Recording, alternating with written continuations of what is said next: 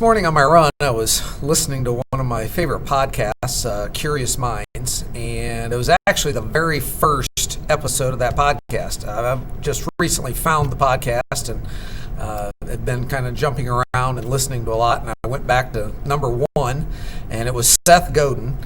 And as I was listening to the podcast, I had the thought, what would happen if the only grade that we had in school was an L for learning?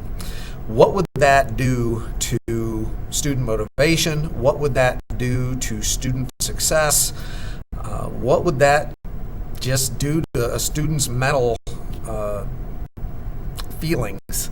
And, I think about that, and I think about, if we just had that, I think it would be completely different, and I think it would have such a positive impact on kids. I think it would have a positive impact on teachers, and I think that it would truly make the focus learning, not just checking a box and saying, well, you answered these questions correctly, but it was turned in late, or you didn't answer this, and this, and so forth. I think it would turn the focus to, okay, you're learning. Here's what you didn't do. Here's what you still need to do. Here's how I can help you get there.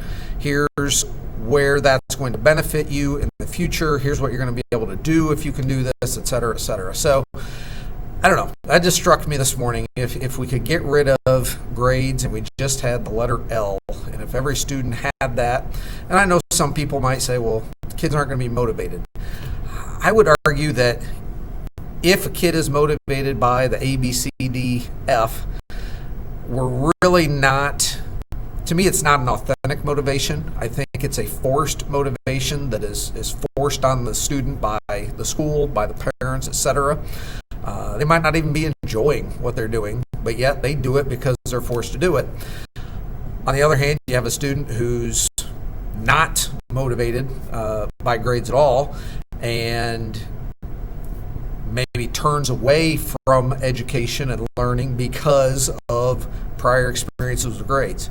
So if we could just focus on the learning, focus on the feedback, focus on growth, and not necessarily trying to make every student the exact same rubber stamp student that the student before him or her was, I think we'd go a long ways in motivating students and encouraging them to be individuals and to appreciate their individual talents.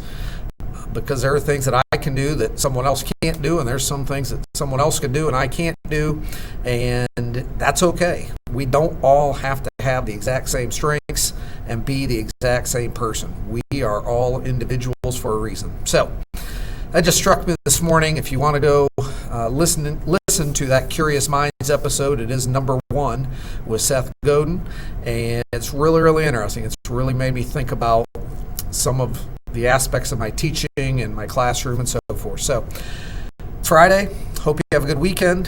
Hope you can continue to think, grow, and learn, and I will see you Monday.